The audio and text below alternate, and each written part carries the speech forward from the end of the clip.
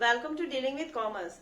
तो बच्चों, आज हम 12th अकाउंटेंसी के अपने फर्स्ट यूनिट का 5th चैप्टर साझेदार का अवकाश ग्रहण एवं मृत्यु, retirement and death of a partner, इस चैप्टर से जो आज का हमारा टॉपिक है वो है लाभ प्राप्ति अनुपात यानी कि गेनिंग रेशियो।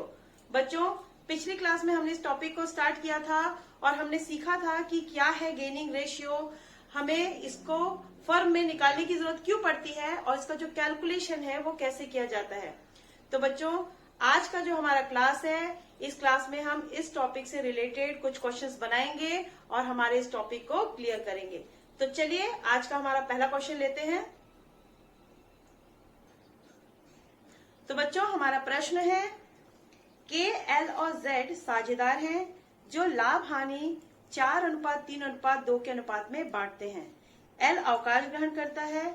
एल अपने भाग का 1/9 भाग के को समर्पित तथा शेष जो है वो जेड को समर्पित करता है। नए लाभ हानि एवं लाभ प्राप्ति अनुपात की गणना कीजिए।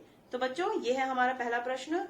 चलिए इसको सॉल्व करते हैं। पहले देखते हैं कि हमारे प्रश्न में जो है क्या क्या दिया हुआ है।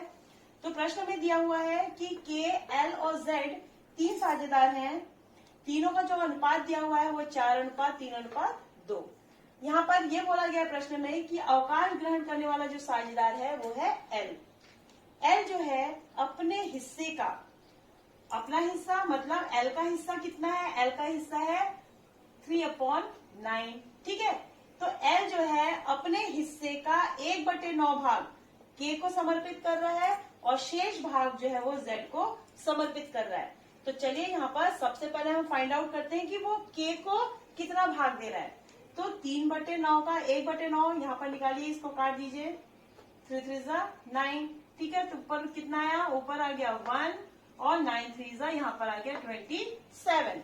ठीक है, तो एल जो है के को 1/27 भाग जो है समर्पित कर रहा है। ठीक, अब है हमको जेड को कर रहा है कितना? शेष भाग।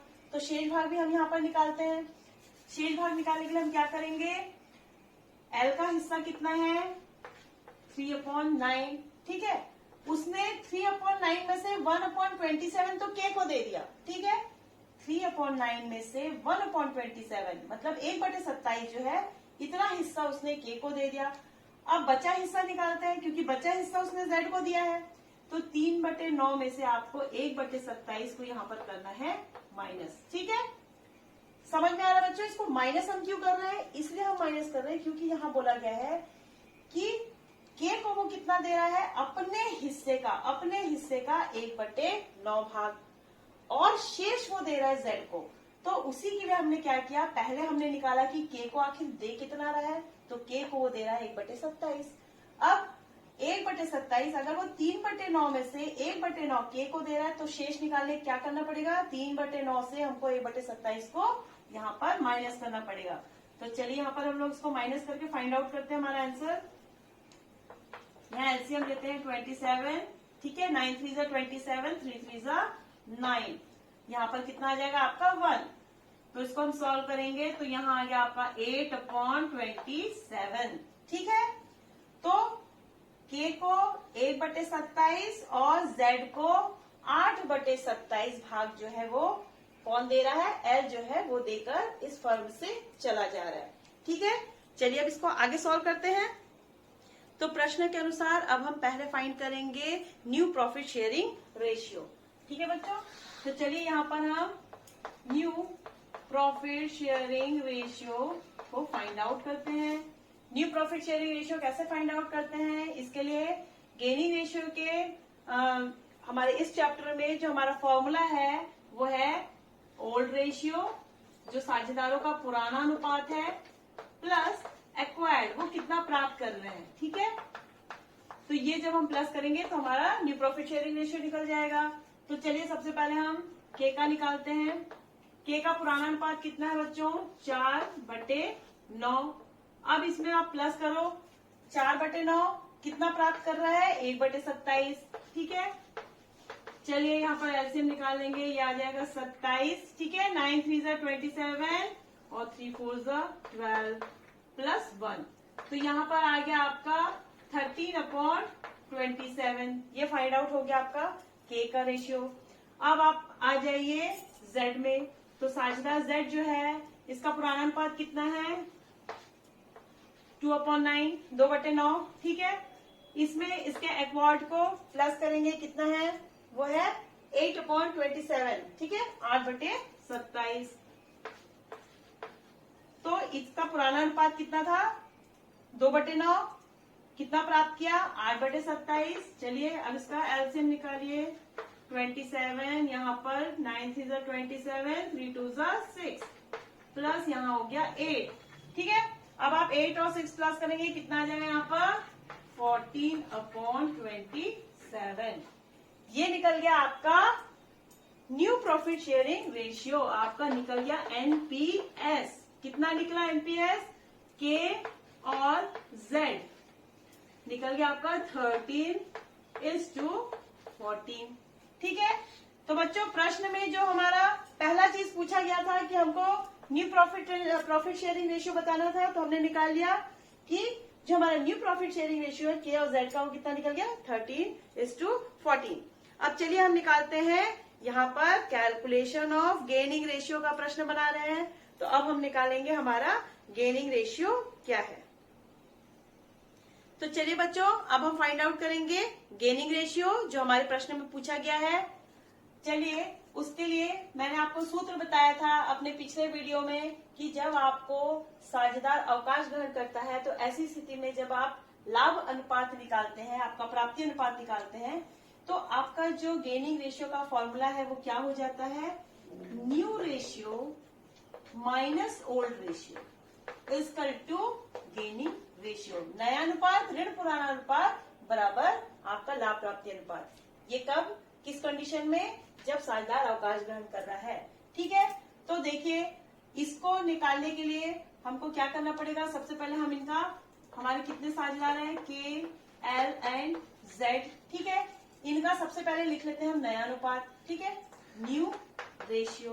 तो न्यू रेशियो कितना आया है हम यहां से देखते हैं, न्यू रेशियो के का है 13, ठीक है, एल तो चला जा रहा है और जेड का आया 14, ये हमने फाइंड आउट कर लिया। दोनों को प्लस करेंगे तो यहाँ आ गया आपका 27। अब यहाँ पर लेते हैं हम अपना ओल्ड रेशियो। ओल्ड रेशियो कितना है, के का है 4, ठीक है, एल का है 3 और जेड का है 2। चलिए अब इन तीनों को प्लस करते हैं, 4 + 3 + 2 कितना हो गया 4 5 6 7 8 9, यहाँ पर आ गया हमारा 9। अब बच्चों जब हम इस फॉर्मूले से नया लाभ प्राप्ति अनुपात निकालते हैं तो उसके लिए सबसे पहले हमको क्या करना पड़ता है, ये दोनों को करना पड़ता है बराबर। तो यहाँ पर 27 है, इसको 27 करने के लिए हमको क्या करना पड़ेगा, इसको 3 से मल्टीप्लाई करना पड़ेगा। जब हम इसको 3 से मल्टीप्लाई करेंगे तो सारे आइटम को हम 3 से मल्टीप्लाई करेंगे। तो यहाँ पर 3 से 2 को मल्टीप्लाई करेंगे तो कितना हो जाएगा 3 2 6, 3 × 3 3 3 9, ठीक है, 4 × 3 कितना हो जाएगा 4 3 12, ठीक, समझ गए।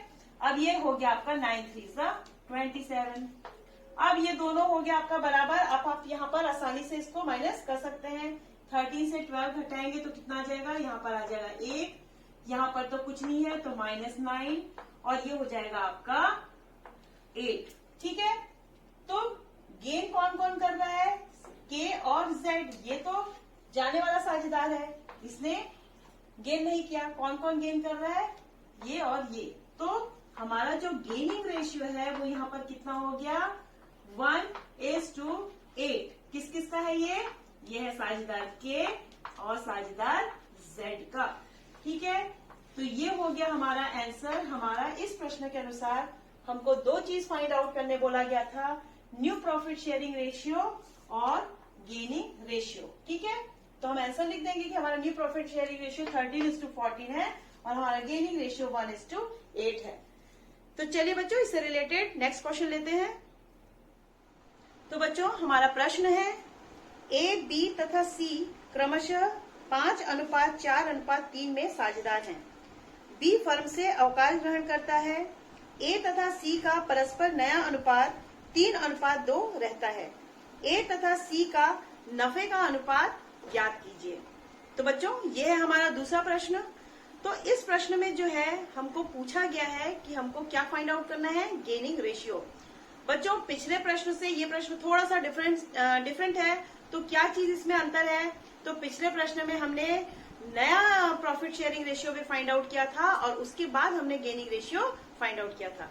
इस प्रश्न में हमको नया अनुपात निकाल कर दिया हुआ है और हमको सिर्फ और सिर्फ जो है यहाँ पर गेनिंग रेशियो यानी कि प्राप्ति अनुपात निकालना है। तो चलिए बच्चों देखते हैं हमारे प्रश्न में क्या क्या दिया हुआ है। तो प्रश्न में 3 साझेदार हैं, ए, बी और सी। तीनों साझेदार का जो अनुपात है वो है 5:4:3। अब इसमें से जो साझेदार बी है, ये साझेदार बी जो है फर्म को छोड़कर जा रहा है, मतलब जो अवकाश ग्रहण करने वाला साझेदार है वो है साझेदार बी। ठीक है, अब दिया हुआ है कि प्रश्न में ये जो है भविष्य में बी जब चला जाएगा तो ए और सी जो है अपना अनुपात 3:2 रखेंगे। कहने का तात्पर्य ये हुआ कि जो इनका ओल्ड रेशियो जो है, पुराना अनुपात वो था 5:4:3 और जब बी जो है फर्म से चला जाता है उसके बाद जो साझेदार बचते हैं, साझेदार ए और सी, वो अपना अनुपात कितना रखते हैं, 3:2। तो इनका नया अनुपात कितना हो गया, 3:2। तो बच्चों हमारे पास ओल्ड रेशियो दिया हुआ है, हमारे पास न्यू रेशियो दिया हुआ है, तो सिंपल है, हम अपने फॉर्मूला में इन दोनों को पुट करते हैं और अपना गेनिंग रेशियो फाइंड आउट करते हैं। तो गेनिंग रेशियो का सूत्र क्या है, कैलकुलेशन ऑफ गेनिंग रेशियो। ठीक है, इसका जो हमारा फॉर्मूला है वो है new ratio minus old ratio equal to gaining ratio. ठीक है, अब इस सूत्र में रखते हैं। तो सबसे पहले देखिए ए, बी और सी 3 साझेदार है। पुराना अनुपात कितना दिया है, 5:, सॉरी हमको पहले क्या लिखना है, नया अनुपात। ठीक है, पहले हम क्या लिखेंगे, नया अनुपात। तो नया अनुपात कितना है, ए का है 3 और बी तो चला गया है, सी का कितना है 2। ठीक है, तो ये हमने लिख दिया कि कितना हमारा न्यू रेशियो। ठीक है, क्योंकि जब हम गेनिंग रेशियो निकालते हैं तो सबसे पहले हम न्यू रेशियो लिखते हैं, उससे हम जो है ओल्ड रेशियो को माइनस करते हैं। ठीक है, अब चलिए हमारा ओल्ड रेशियो लिख देते हैं। ओल्ड रेशियो यानी पुराना अनुपात कितना दिया हुआ है, 5:4:3। मैंने आपको बताया था बच्चों, जब हम इसको माइनस करते हैं तो उसके लिए पहले हम इनके रेशियो को करेंगे प्लस। ये कितना हुआ, 3 + 2, यहाँ पर हो जाएगा 5 और ये कितना हो गया बच्चों, 5 + 4 9 और 9 + 3 हो गया यहाँ पर 12। तो इन दोनों को सेम करने के लिए हमको क्या करना पड़ेगा, देखिए यहाँ पर 5 है, यहाँ पर 12 है, तो 5 को हम मल्टीप्लाई करेंगे 12 के साथ और 12 को हम मल्टीप्लाई करेंगे 5 के साथ। तो यहाँ पर हम जब 12 को 5 से मल्टीप्लाई करेंगे तो यहाँ पर आ जाएगा आपका 60। ठीक है, और यहाँ पर भी आ जाएगा आपका 60। तो यहाँ पर हो गया दोनों सेम। अब हमारा कंडीशन क्या था, जिस नंबर से हम यहाँ पर इसके टोटल को मल्टीप्लाई करते हैं उसी नंबर से हम सारे मदों को यहाँ पर मल्टीप्लाई करते हैं। तो देखिए यहाँ पर 12 से मल्टीप्लाई किया गया है तो हम 2 को भी 12 से मल्टीप्लाई करेंगे। तो 12 × 2 कितना हो गया, यहाँ पर हो जाएगा आपका 24। उसी प्रकार हम 3 को भी किससे मल्टीप्लाई करेंगे, 12 से मल्टीप्लाई करेंगे। तो 12 3 कितना हो जाएगा बच्चों, यहाँ पर हो जाएगा आपका 36। ठीक है, इसी प्रकार हमने नीचे में क्या किया है, 12 को इससे सेम करने के लिए 60 लाने के लिए हमने 5 से मल्टीप्लाई किया। तो यहाँ पर हमने 5 से मल्टीप्लाई किया, इसलिए सारे मदों को हम 5 से मल्टीप्लाई करेंगे। तो 3 × 5 कितना हो गया, यहाँ पर ये हो गया 5 3 15, 5 4 20 और 5 5 हो गया आपका 25। ठीक है, जब हमने ऐसा कर लिया अब हम इसको माइनस करने के लिए ये जो हमारा इक्वेशन है वो रेडी है। तो चलिए अब हम इसको माइनस करते हैं। आप 36 से 25 को माइनस करेंगे तो देखिए कितना आ गया, 6 से 5 गया 1, 3 से 2 गया 1, यहाँ आ गया आपका 11। यहाँ पर आपका कुछ नहीं आएगा तो ये -20 ही हो गया क्योंकि यहाँ पर कुछ नहीं था। ठीक है, अब देखिए सी का 24 - 15 आप करेंगे तो कितना आ जाएगा, यहाँ पर माइनस करेंगे तो ये आपका आ जाएगा 9। ठीक है, तो यहाँ पर आपका देखिए ये माइनस में है तो इसका कुछ नहीं होगा, और ये जो आपके 11 और ये जो 9 है ये रेशियो हो जाएगा आपका गेनिंग रेशियो, क्योंकि साझेदार बी तो चला जा रहा है, उसका ऑलरेडी ऋण में आ गया। तो आपका यहाँ पर आंसर आपका फाइंड आउट हो गया है। जो आपका गेनिंग रेशियो है यानी कि लाभ प्राप्ति अनुपात वो कितना है, यहाँ पर ए और सी का आपको निकालना था, यहाँ पर आ गया 11:9। तो ये हो गया आपका इस क्वेश्चन का आंसर। ठीक है, तो बच्चों ये बहुत ही इजी था, क्योंकि इस प्रश्न में जो हमारा नया अनुपात है वो पहले से निकाल कर दिया हुआ था, तो हमारा एक वर्ग कम हो गया। हमने क्या किया, डायरेक्ट अपने सूत्र में रखकर हमने गेनिंग रेशियो को यहाँ पर फाइंड आउट कर लिया। तो बच्चों इसी से रिलेटेड जो है प्रश्न आप बनाते रहिएगा और प्रैक्टिस करते रहिएगा।